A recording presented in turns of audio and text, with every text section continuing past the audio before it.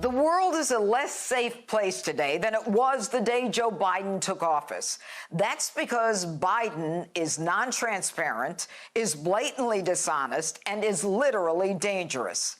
Biden prioritizes Afghans with no connection to the United States and no vetting over American citizens.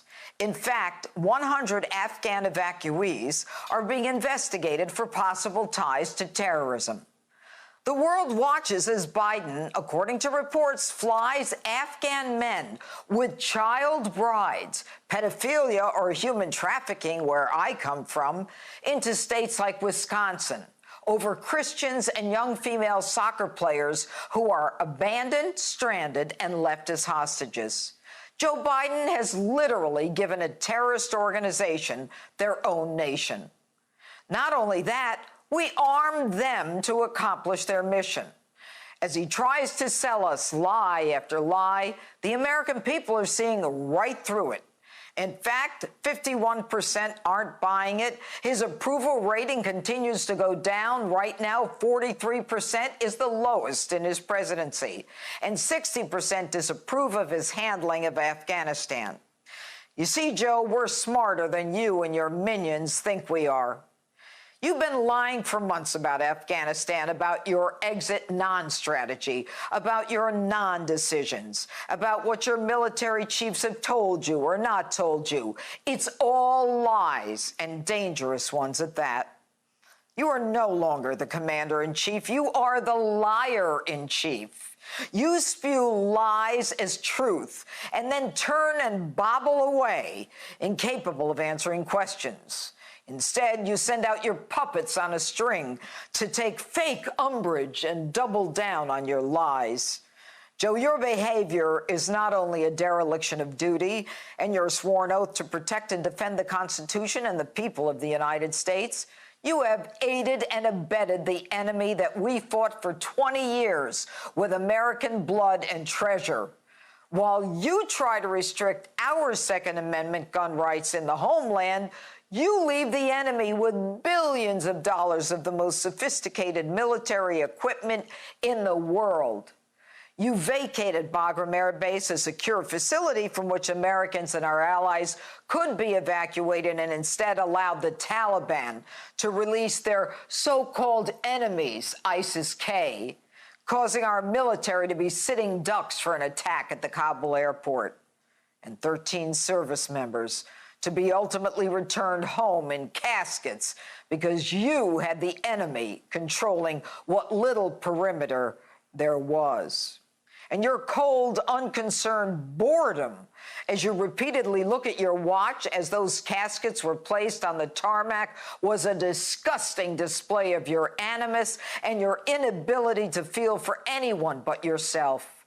And you talked about yourself to shocked and grieved parents, and you have the gall to actually call the exit an extraordinary success? As we close 20 years of war and strife and pain and sacrifice, it's time to look at the future, not the past. The extraordinary success of this mission was due to the incredible skill, bravery, and selfless courage of the United States military and our diplomats and intelligence professionals. Liar. For the 18 months before your chaotic, incoherent entrance onto the world stage, not one American was touched, not one American harmed or threatened in any way, because they knew Donald Trump would respond. For 18 months, not one American soldier was killed. Not one. 18 months. And that was because of the agreement. We had a very strong agreement. It was conditions-based. Now, there were many other parts of the agreement also. And if they violated them, you know that, we went in and bombed the hell out of them. Joe, you can't shine Donald Trump's shoes. He was and is a leader and showed us the meaning of peace through strength. You caused chaos through incompetence. You didn't have the spine, the brains, or the capacity to know what you were doing. Joe, I think it's time for you to go back to the basement where Jill can walk you around and tell you where you are and what to do. You botch everything. You should be ashamed of yourself. You're not only a liar, since this was the biggest disaster in American military history, you are a weak, feckless individual whose catastrophic betrayal of America and American families demand impeachment, resignation, and a court-martial. And here's another lie. Will not conduct a hasty rush to the exit. We'll do it responsibly, deliberately, and safely. There is a home for you in the United States, if you so choose, and we will stand with you just as you stood with us. If there's American citizens left, we're going to stay till we get them all out. Any American who wants to come home, we will get you home. Liar. How dare you put Americans in the hands of Taliban and ISIS? How dare you allow empty planes to fly back to America? How dare you not have the military search for Americans like other countries did for their people? How dare you have your State Department threaten private organizations and a network of veterans of real Americans who are trying to return Americans and our Afghan allies home?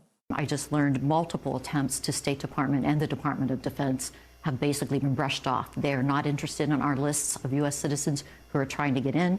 They were not interested in our list of U.S. green card holders. So they were behind the eight ball the entire time.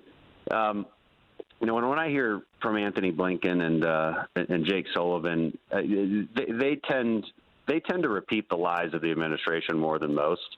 And I think the State Department has a lot to answer for on this. We haven't had any contact with them since, and I believe it's because they were caught up in that. And so what they did by playing politics on this, for whatever reason. So you don't know who shut you down from landing? I don't know I don't know who shut us down, but I think it was 100% directed from the State Department. Joe, are you really an American?